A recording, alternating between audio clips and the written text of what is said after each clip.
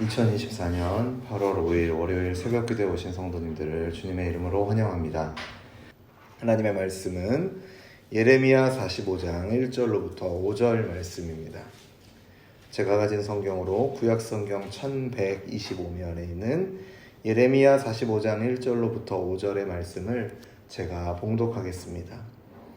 유다의 요시야 왕의 아들 여호야김 넷째 해에 네리야의 아들 바룩이 예레미야가 불러주는 대로 이 모든 말을 책에 기록하니라. 그때 선지자 예레미야가 그에게 말하여 이르되 바룩아, 이스라엘의 하나님 여호와께서 내게 이같이 말씀하셨느니라. 내가 일찍이 말하기를 화로다. 여호와께서 나의 고통에 슬픔을 더하셨으니 나는 나의 탄식으로 피곤하여 평안을 찾지 못하도다. 너는 그에게 이르라. 여호와께서 이와 같이 말씀하시기를 보라, 나는 내가 세운 것을 헐기도 하며 내가 심은 것을 뽑기도 하나니 온 땅에 그리하겠거늘 내가 너를 위하여 큰 일을 찾느냐? 그것을 찾지 말라. 보라, 내가 모든 육체에 재난을 내리리라. 그러나 내가 가는 모든 곳에서는 내가 너에게 내 생명을 노량물 주듯 하리라. 여호와의 말씀이니라. 아멘. 예레미야서는 모든 장이 시간의 흐름에 따라 쓰여진 책은 아닙니다. 예레미야 39장부터 44장까지는 유다와 예루살렘의 멸망 그리고 그 이후의 상황에 대해서 기록하고 있는 반면에 오늘 본문인 예레미야 45장은 그 시대를 다시 거슬러서 여호야김 시대로 올라가게 됩니다. 오늘 본문과 같은 배경을 가진 내용은 예레미야 36장이라고 볼 수 있습니다. 그 이후의 말씀들이죠. 36장에서도 언급하고 있고 오늘 본문에서도 언급하고 있습니다만 여호야김 제4년에 예레미야에게 특별한 명령이 주어집니다. 요시야 왕 13년 주전 627년 그가 선지자로 활동하기 시작하던 때부터 이제 본문에서 말하는 여호야김 제4년 주전 605년까지 예레미야에게 23년 동안 하나님께서 주셨던 말씀들을 두루마리에 기록하라, 모든 말씀을 기록하라는 명령이 주어집니다. 그리고 예레미야는 바룩에게 자신이 말하는 내용을 기록하게 합니다. 그것이 36장에서도 언급이 되었고요. 오늘 본문 1절에서도 그 내용을 말하고 있습니다. 그런데 오늘 본문은 그 기록한 내용을 말하기보다는 그 내용을 기록하고 있는 바룩에게 초점을 맞추어서 전개가 됩니다. 바룩이라는 이름의 뜻은 축복을 받은 자입니다. 그는 요시야 왕의 종교개혁 때 참가했었던 마세야의 손자로 예레미야의 선지자 사역에 있어서 매우 중요한 역할을 했던 서기관이었습니다. 예레미야가 하나멜에게서 토지를 구입하고 매매 증서를 보관하는 일을 이 바룩에게 맡기기도 했고, 예레미야가 하나님께로부터 받은 말씀을 입으로 말할 때 그것을 두루마리에 기록하는 서기관 역할을 하기도 했고, 또 그 기록한 내용을 유다의 백성들과 고관들 앞에 가서 낭독하는 역할을 했던 사람이 바룩입니다. 그는 예레미야가 요한안에 의해서 우리가 지난 본문들에 살펴본 것처럼 강제로 애굽에 끌려갈 때 그 역시도 함께 끌려가기도 했습니다. 예레미야가 애굽으로 가지 말고 유다 땅에 남아 있어야 한다라고 백성들에게 말할 때 백성들은 바룩이 뒤에서 예레미야를 부추겨서 거짓말을 하게 한다라고 모함을 하기도 했습니다. 그러나 성경이 말하고 있는 바룩의 역할은 예레미야에게 주신 말씀을 기록하고 그것을 낭독하는 역할이지 그 내용 자체에 대해서는 가감하는 역할을 하지 않고 관여하지 않았다라는 것을 말하고 있습니다. 또한 바룩 역시도 눈물의 선지자로 불리는 예레미야의 고통과 슬픔에 동참했던 사람입니다.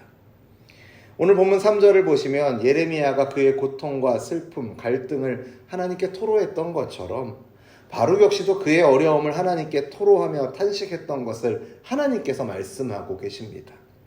나의 고통에 슬픔을 더하셨으니 나는 나의 탄식으로 인하여 피곤하여 평안을 찾지 못하도다. 바룩의 고통과 슬픔은 무엇이었을까요? 우선적으로 가장 먼저 생각해 볼 수 있는 것은 나라를 바라보는 선지자 예레미야와 같은 마음이 아니었을까 생각해 보게 됩니다. 범죄함으로 인해서 심판을 받게 되지만 멸망으로 기울어가는 나라의 현실을 바라보며 그 앞에서 탄식하며 구원을 바라는 이 예레미야와 바룩의 마음은 고통스럽고 몹시도 슬펐을 것입니다. 백성을 사랑하는 선지자의 마음과 고통, 그 아픔인 것이죠.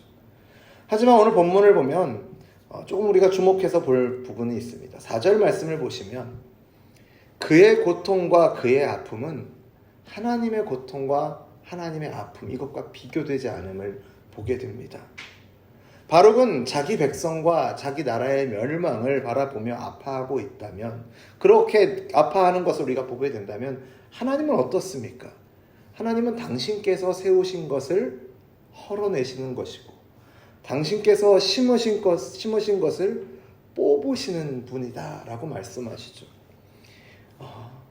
그들의 조상들에게 주셨던 약속대로 하나님께서는 수세기에 걸쳐 이 약속대로 하나님께서 정성스럽게 사랑으로 심으시고 쌓으신 것을 산산조각 내셔야 합니다. 심으신 주체도 하나님이시고 산산조각 내셔야 하는 주체도 하나님이신 것이죠. 이러한 하나님의 마음을 호세아 11장에서 우리는 엿볼 수 있습니다. 하나님 자신의 마음에 있는 그 영적인 고통에 비하면 사실 바룩이 경험하고 있는 고통은, 아픔은 아무것도 아니라는 것을 또 보게 됩니다. 그리고 오늘 본문에서 우리가 조금 더 주목해 볼 표현이 있습니다. 그것은 바로 너와 나라는 표현입니다. 여기서 나는 바룩 자신이 말하는 나입니다. 그리고 너라는 것은 하나님이 가리키시는 바룩 너를 말하는 것입니다. 바룩은 말합니다. 하나님이 나의 고통에 슬픔을 더하셨고 나는 나의 탄식으로 피곤하여 평안을 찾지 못한다. 나의 고통과 나의 슬픔에 이 바룩은 강조하는 점을 찍고 이야기를 합니다. 그리고 5절 말씀을 보시면 하나님은 바룩에게 말씀하시죠. 바룩, 네가 너를 위해서 큰 일을 찾느냐? 그것을 찾지 말라라고 하나님께서 말씀하십니다.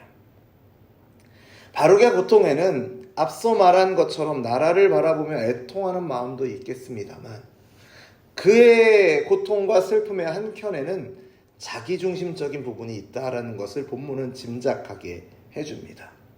분명 그에게 백성과 나라를 사랑하는 마음이 없었던 것은 아닐 것입니다. 하지만 동시에 멸망을 향해 달려나아가는 나라를 바라보며 그 나라를 향한 심판의 말씀을 기록하고 그것을 낭독해야 하는 바룩 개인의 입장에 매우 난처함이 있었다라는 것을 짐작할 수 있습니다. 예레미야를 통해 주시는 말씀을 가감없이 기록하고 낭독했던 바룩이었지만 그 역시도 알고 있었습니다. 무엇이 대중을 기쁘게 하는 말이었는지, 그리고 지금 당장 자신에게 처한 고통과 슬픔과 같은 것들이 그 대중을 기쁘게 하는 말들, 예레미야를 대적했던 거짓 선지자들이 말했던 것과 같은 내용들의 말들을 한다면 지금 당장 자신을 괴롭히는 고통과 슬픔 같은 것들이 사라진다라는 것을 바룩은 알았을 것입니다. 하지만 그렇게 한다라는 것은 하나님의 말씀을 대언하는 권리를 포기하게 되는 것이죠.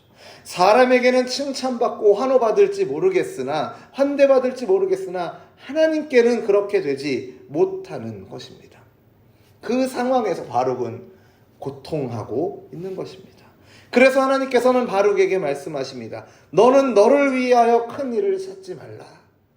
진정으로 하나님의 종이 되기 위해서는 자기 자신을 단호하게 뒤로 밀어내고 하나님의 일하심을 바라보라는 것이죠. 어쩌면 이 말씀을 받았을 시기, 여호야김 통치 4년쯤에 바룩의 마음 가운데 이런 갈등이 있었는지 모르겠습니다. 어디까지나 제 추측입니다. 하지만 하나님께서는 그런 갈등 가운데 있는 바룩에게 말씀하시죠. 너를 위하여 큰 일을 찾지 말라. 이어지는 5절의 말씀이 무엇입니까? 어떤 위협 가운데에서도 내가 모든 육체의 재난을 내릴 것이지만 그 가운데에서도 내가 너의 생명을 지킬 것이다. 이것이 하나님께서 바룩에게 주시는 말씀입니다. 바룩은 하나님께서 주신 이 본문의 말씀을 의지하여 비록 예레미야와 같이 목숨의 위협을 왕으로부터 목숨의 위협을 받기에 때로는 피하여 숨기도 하고 강제로 애굽에 끌려가기도 하고 예레미야에게 거짓된 말을 전하게 한다라는 그런 사주한다라는 모함을 받기도 하지만 맡겨주신 말씀의 사역을 잘 감당했던 것을 우리는 앞선 본문들을 통해서 보게 됩니다. 이러한 하나님의 요구, 하나님의 명령은 마치 누구든지 나를 따르려거든 자기를 부인하고 자기 십자가를 지고 나를 따르라고 하신 주님의 말씀을 떠올리게 합니다. 우리 주님께서 고난당하시고 거절당하셨던 것에 동참하는 것이 제자의 삶이죠. 수없이 우리 주님은 나로 인하여 제자된 너희가 당하게 될 고난이 있다. 하지만 그것을 오히려 기쁨으로 여겨라 말씀하십니다. 마태복음 5장에서는 나로 말미암아 너희를 욕하고 박해하고 거짓으로 너희를 거슬러 모든 악한 말을 할 때에는 너희에게 복이 있나니 기뻐하고 즐거워하라. 하늘에서 너희 상이 큼이라. 너희 전에 있던 선지자들도 이와 같이 박해하였느니라 말씀하십니다. 이와 같이 박해받았던 자가 오늘 본문에서 등장하는 바룩이고 예레미야 아니겠습니까? 하나님은 오늘도 당신의 자녀된 우리들을, 당신의 일꾼으로 부르신 우리들을 보호하십니다. 그리고 그런 우리에게 우리의 유익과 만족을 위해서 일하고 살아가는 것이 아니라 자기를 뒤로 밀어내고 가장 우선순위에 하나님과 하나님께서 맡기신 일들을 세워두고 나아가기를 원하십니다.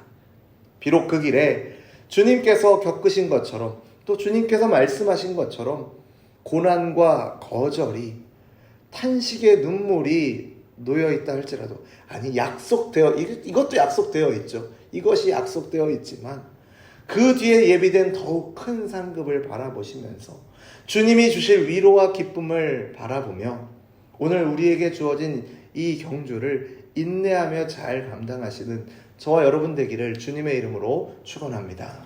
기도하겠습니다. 우리의 생명의 주관자 되시는 하나님 아버지, 오늘도 우리에게 귀한 생명을 허락하시고 이 생명을 가지고 누구를 위해 살아야 할지 알게 하심을 감사드립니다. 우리에게 맡기신 이 귀한 생명으로 나 자신을 위해 살아가는 것이 아니라 사람을 기쁘게 하기 위해 선택하며 살아가는 것이 아니라 오직 하나님을 기쁘시게 하는 삶을 살기를 원하오니 하나님 아버지, 우리의 마음과 생각을 지켜주시옵소서. 마음의 유혹이 생길 때, 눈앞의 현실로 마음이 흔들릴 때 오늘 본문에서 바룩에게 주신 말씀처럼 나 자신을 위하여 큰 것을 찾지 않도록, 큰 것을 구하지 않도록, 내가 나를 위하여 큰 것을 찾지 않아도 하나님께서 먼저 내 생명을 지키시고 인도하실 것을 신뢰하며 주님께서 동행하시며 주님께서 인도하시는 발걸음에 만족하며 살아가는 오늘 우리가 되게 하여 주옵소서. 비록 그 길에 고난과 슬픔이 있으나 그것이 우리가 주님을 제대로 따라서 바른 길 가고 있음에 대한 반증으로 여기며 오히려 기뻐하는 믿음을 우리에게 허락하여 주옵소서. 그렇게 믿음 주시고 인도하실 것을 믿으며 예수님의 이름으로 기도드립니다. 아멘. 우리 주 예수 그리스도의 은혜와 하나님 아버지의 사랑과 성령 하나님의 교통하심이 나 자신을 위해 큰 일을 찾고 구하는 것이 아니라 주님께서 가르치시고 본을 보이신 대로 먼저 하나님의 나라와 하나님의 뜻을 구하는 삶 살기를 소원하는 우리 열린 비전교회 모든 성도들과 우리의 삶의 걸음 가운데 이제로부터 영원토록 항상 함께 있을지어다. 아멘.